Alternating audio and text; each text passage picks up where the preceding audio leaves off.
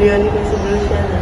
Baik, sebelumnya izin Ibu, di sini saya perawat Laura yang bertugas pada siang hari ini ingin menyampaikan edukasi terkait cairan karena dilihat dari laporan Ibu mengalami diare. Baik, sebelum Ibu boleh lihat posternya. Nah, apakah Ibu siap untuk saya edukasi sekarang? Siap, Bu. Baik, di sini saya akan menjelaskan mengenai pentingnya cairan pada tubuh Ibu karena Ibu sedang mengalami diare. Yaitu pertama karena Ibu dehidrasi, jadi cairan itu penting sekali untuk mencegah dehidrasi karena diare menyebabkan tubuh kehilangan cairan dan elektrolit melalui buang air besar yang terus-menerus. Karena Ibu sering buang air besar kan? Ya. Nah, kemudian setelah itu cairan yang Ibu minum itu menggantikan elektrolit yang hilang. Selain air, diare juga menyebabkan hilangnya elektrolit yang penting. Jadi Ibu harus meminum minuman seperti Oralit yang sudah dirasakan oleh dokter. Kemudian untuk menjaga fungsi organ vital Ibu, karena dehidrasi itu sendiri dapat menurunkan tekanan darah dan mengganggu pasokan oksigen ke dalam sel-sel tubuh Ibu. Nah, yang terakhir itu tuh membantu penyerapan nutrisi bagi tubuh Ibu karena fungsi usus terganggu saat diare sehingga cairan dari makanan dan minuman tidak dapat diserap dengan baik. Jadi Ibu harus minum minuman yang cukup. Oke, baik, itu saja edukasi untuk sesi kali ini. Nanti jam 3 sore akan datang lagi rekan saya. Apakah Ibu bersedia? Ya, baik, terima kasih Bu waktunya. Selamat beristirahat. Selamat sore Ibu. Sore, Bu. Mana kabar Ibu? Baik.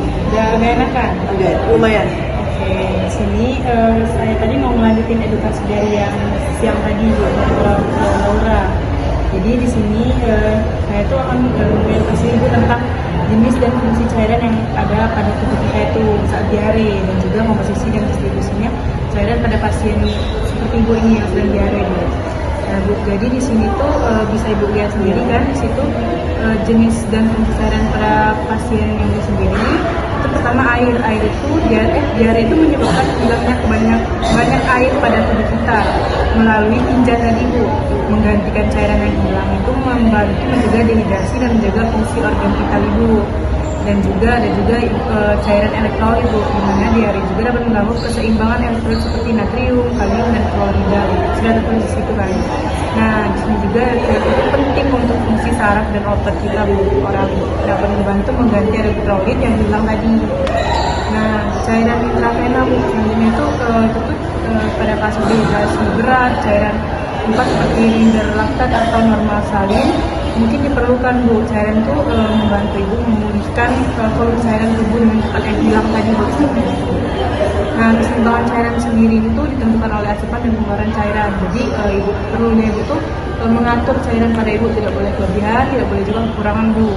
Asupan cairan cukup itu pastinya akan membantu organ-organ yang ada dalam tubuh Ibu seperti ginjal, kulit. Kan kalau kita kekurangan cairan itu kulitnya itu bakal kering ya Bu. Nah, paru-paru dan juga saluran pencernaan Bu. Saat diare juga mekanisme tubuh itu menjaga keseimbangan cairan tubuh sehingga perlu asupan cairan tambahan juga Bu. Jadi akan dikontrol lagi lebih lanjut di sini Bu. Dan kalau Ibu mengalami masalah, Ibu boleh minta bantu perawat atau apa Bu. Nanti ada lagi edukasi jam besok pagi jam sekitar jam 7 sampai jam 8 besok pagi. Apakah Ibu bersedia? Oke, baiklah. Terima kasih Bu. Kalau misalnya mau tanya lagi, ini aja ya panggil. Terima kasih Bu. Go. Baik Ibu, bagaimana dari kondisinya pada hari ini? Lumayan baik. Baik Ibu, saya dengan perawat Messi. Pada hari ini saya ditugas untuk melanjutkan edukasi oleh perawat sebelumnya, yaitu membahas mengenai terapi cairan pada pasien dengan diare. Oke, jadi pada hari ini saya akan mengedukasi mengenai masalah-masalah apa yang bisa terjadi jika kita mengalami kekurangan serta kelebihan cairan ya Bu. Nah, jadi pada pasien diare itu kehilangan banyak sekali cairan dan melalui diare ini cairan pastinya sering. Jika tidak segera digantikan, dapat terjadi dehidrasi yang ditandai dengan mulut yang kering, lemas, serta penurunan tekanan darah. Lalu juga peningkatan denyut nadi hingga shock hipovolemic yang berpotensi.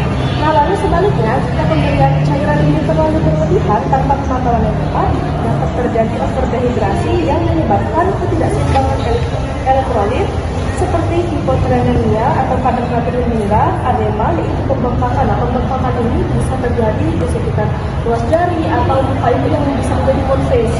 Nah, lalu gangguan pernapasan akibat penumpukan cairan di paru-paru. Nah, jadi sangat penting bagi kita itu melakukan pemantauan status cairan agar bisa terkontrol. Baik, mungkin itu saja edukasi hari ini yang akan kita pahami. Baik, terima kasih atas waktunya. Selamat istirahat. Ya.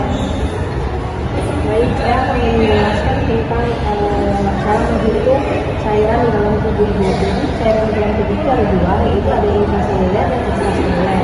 Nah, kalau cairan intraseluler itu 60-55% dari total cairan tubuh, sama dengan itu 40% dari berat badan.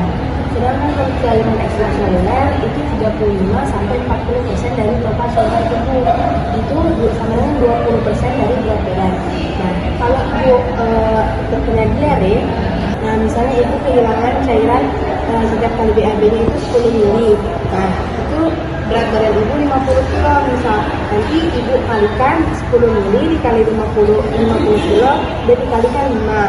Nah, totalnya itu kan 2.500 ml. Nah, itu yang harus ibu cairan yang harus ibu tambahkan ke dalam cairan tubuh ibu. Apakah ibu mengerti? Baik ibu, saya pamit. Terima kasih ibu. Terima kasih.